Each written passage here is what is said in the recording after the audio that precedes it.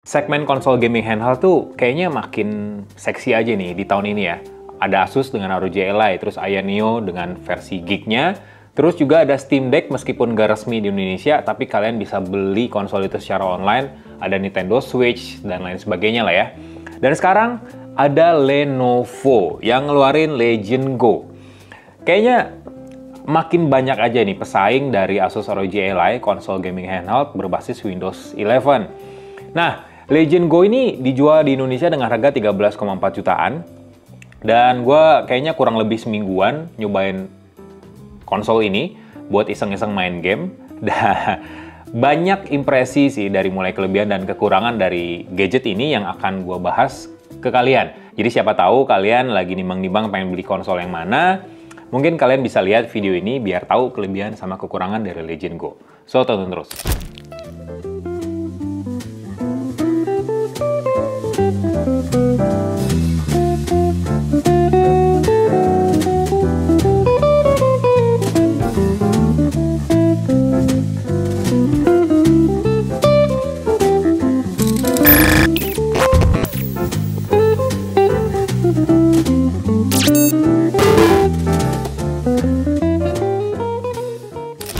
Jadi ada beberapa poin penting yang ditawarin sama Legion Go. Yang pertama, layar yang gede. Terus juga kedua, prosesor yang kencang, jadi mirip kayak Asus ROG Ally. Dan yang ketiga, desainnya yang paling unik sejauh ini dibandingin sama konsol gaming handheld Windows 11 pastinya yang dijual di Indonesia. Nah, ngomongin soal desain yang unik dulu. Konsol gaming handheld namanya juga ya, jadi ya memang kayak gini bentukannya. Kalau dilihat dari setiap sisinya sih ya secara layout kayak controller, terus juga ketersediaan port yang mirip-mirip lah kayak Asus ROG Ally ataupun Aya Neo Geek. Kalau ngomongin soal ketersediaan port, memang Legion Go ini lebih banyak port USB Type-C-nya dibandingin sama Asus ROG Ally. Ini ada dua, ada di bagian bawah dan juga di bagian atas, tepatnya di samping slot microSD. Ini yang menarik. Kalau di Asus ROG Ally, slot microSD-nya ditaruh persis di sebelah saluran pembuangan hawa panas, yang bikin ada beberapa masalah. Salah satunya adalah slot microSD yang bisa aja kebakar. Nah, kalau di Legion Go dibikin agak jauh nih slot microSD dengan saluran pembuangan panasnya. Terus juga di bagian sini ada tombol volume, di bagian sini ada jack audio, sama juga tombol power. Ya, sebenarnya layoutnya mirip-mirip lah dengan konsol gaming handheld lainnya. Dari layout controllernya juga, ya nggak ada yang menarik sebenarnya. Cuman ya, nggak gaming kalau nggak RGB. Jadi analognya dibikin di sekelilingnya ada efek-efek RGB yang bisa kalian atur pencahayaannya di aplikasi Legion Space. Nah, kalau ngomongin soal desain yang unik, jadi Legion Go ini yang paling unik desainnya, tapi paling lengkap juga dibandingin sama dua kompetitor lain yang udah beredar di Indonesia. Kekurangan dari Asus ROG Ally dan Aya Neo Geek sebenarnya ada dua nih. Controller yang selalu ada, meskipun gamer tuh nggak membutuhkannya. Jadi kan ada kalanya ya, karena ini terlalu gede, ya gamer nggak butuh controllernya. Jadi pengen main pakai layar touchscreen-nya aja. Karena kebetulan layar touchscreen Legion Go tuh gede juga. Asus ROG Ally juga gede sih, ukurannya 7 inci. Dan yang kedua, nggak ada kickstand-nya. Kalau nggak ada kickstand, ya berarti kan konsol cuma ditaruh gitu aja.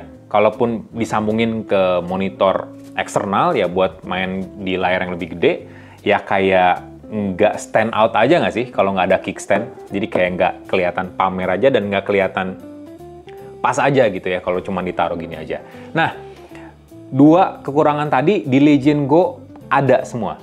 Kickstand-nya ada dan controllernya bisa kita lepas pasang.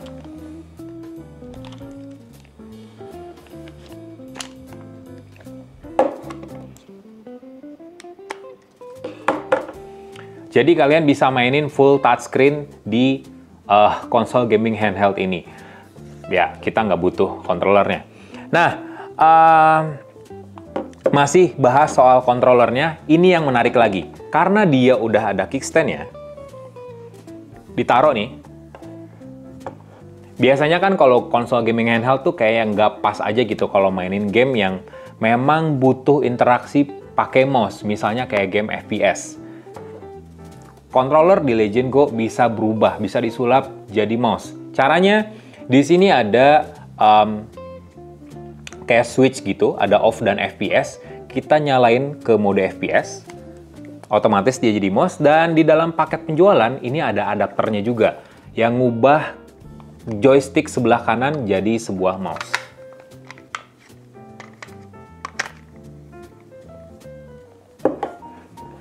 Jadi kayak gini. Memang nggak kayak mouse pada umumnya karena bentukan mouse-nya, form factor mouse-nya kayak controller atau kayak persneling di mobil gitu ya. Kayak gini. Jadi nggak kayak mouse yang pada umumnya yang kayak tetikus biasa. Nah, kalau ini kayak mouse kayak gini. Cuman tombol-tombol yang ada di joystick sebelah kanan ini bisa difungsikan gitu. Jadi kita bisa main game FPS dengan cukup nyaman pakai Legend Go. Ini hal yang nggak ditawarin sama Asus ROG Ally dan juga Ayaneo Geek. Kalaupun kalian nekat mainin game FPS tanpa nyopotin controller, di sini ada trackpad-nya. Ini fitur-fitur yang menurut gue detail kecil sih yang diperhatikan oleh Legion. Mereka kayak ngelihat, oh kekurangannya ini nih di kompetitor, ya kita tambahin di produknya. Ya ini, ada trackpad, terus bisa jadi mouse juga, bisa dilepas pasang kontrolernya, dan yang penting sih ada kickstand-nya. Jadi ya menurut gue secara form factor, secara desain, memang Legend Go lebih baik daripada dua kompetitor lainnya. Cuman memang dari gedenya form factor Legend Go ini ada beberapa kekurangan yang gue rasain. Yang pertama, konsep konsol gaming handheld yang menurut gue agak ngeribetin. Karena secara dimensi, konsol ini tuh lebih tebal, lebih lebar juga, dan lebih berat daripada Asus ROG Ally. Bobotnya tuh 854 gram, bandingin sama ROG Ally yang cuman 608 gram aja. Jadi nyaris sekilo nih. Konsol ini. Belum lagi kita kan harus nenteng-nenteng adapter charger. Jadi ya memang harus siap-siap bawa beban sekilo di tas kalian. Belum laptop, belum charger lainnya. Jadi ya konsep gaming handheld menurut gue agak quote-unquote dipertanyakan pas Legend Go ini rilis. Karena terlalu bulky aja gitu secara bobot dan juga dimensi. Itu aja sih kekurangan dari desain di Legend Go. Cuman gue kayaknya agak mewajarkan kekurangan ini karena dimensi yang gede berdampak juga pada ukuran layar yang lebih luas. Legend Go jadi layar yang paling gede di segmennya dibandingin sama Asus ROG Ally ataupun Ayaneo Geek karena bentangannya mencapai 8,8 inci LCD jenisnya dan resolusinya paling tinggi juga QHD+ alias 2560 x 1600 pixel. Dibandingin sama Asus ROG Ally yang masih Full HD+, masih Full HD maksudnya. Terus juga aspek rasionya 16:10 yang menurut gue pas banget memang buat sebuah konsol gaming handheld karena lebar dan juga memanjang. Plus dukungan refresh rate sampai 144 Hz. Jadi ya secara visualisasi udah maksimal banget sih. Gue mainin beberapa game di konsol ini memang puas aja sih karena resolusinya yang tinggi tadi gitu ya, QHD+. Dengan refresh rate yang tinggi. Memang sih ada beberapa game yang mendukung refresh rate tinggi ya, tapi seenggaknya tampilan gameplaynya bakal kerasa lebih smooth aja gitu dibandingin sama refresh rate yang standar 60 Hz atau 120 Hz. Nah, Legend Go ini pakai prosesor yang sama dengan Asus ROG Ally. Prosesornya itu pakai AMD Ryzen Z1 Extreme yang emang dirancang khusus buat konsol gaming handheld. Jadi, kartu grafisnya aja udah berbasis AMD RDNA 3, jadi ya secara kemampuan sebenarnya rata kanan sih, mainin game PC apapun bisa di konsol ini. Ditambah lagi dengan RAM 16GB LPDDR5X, jadi udah generasi terbaru maksudnya. Terus juga ditambah memori penyimpanan 512GB atau 1TB jenisnya SSD PCIe Gen 4 yang bisa ditambah slot microSD sampai 2TB. Baterainya juga lebih gede daripada para pesaingnya, 49,2 Wh dengan fitur fast charging super rapid charge. Jadi adapter chargernya tuh udah disertain dalam paket penjualan. Ya untuk performance gue nggak mengeluh sih karena ya memang ada beberapa ya memang game-game AAA di PC Windows khususnya itu bisa dimainin dengan lancar di konsol ini. Yang gue keluhin malah user experience-nya dari Legend Go. Soal kesiapan, Asus lebih siap jauh lah daripada Lenovo di Legend Go-nya. Nggak semua game PC yang ada di Steam, Epic Games, maupun Xbox yang ngedukung Legend Go ini.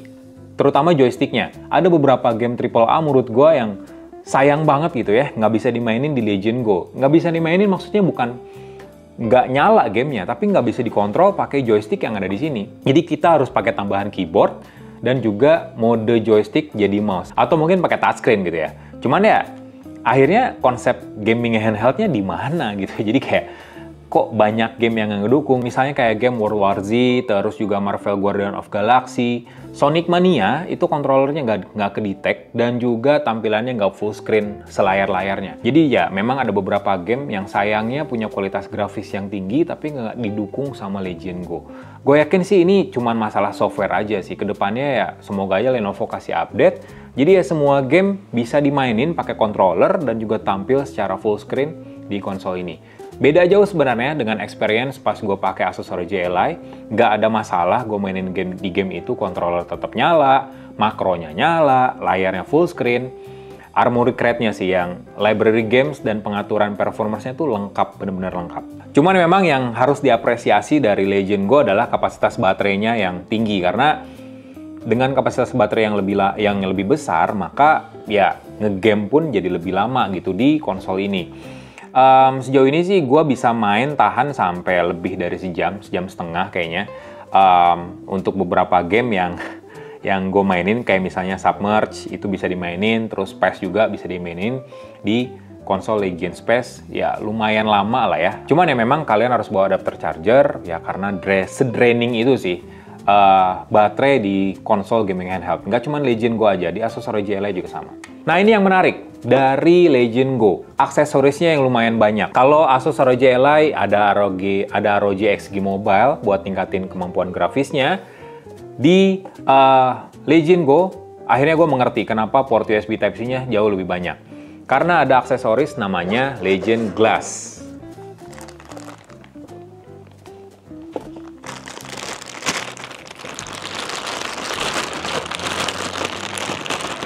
Ini yang bikin konsol Legend Go ini ya lebih unggul lah dibandingin sama ROG Ally untuk experience main game ya.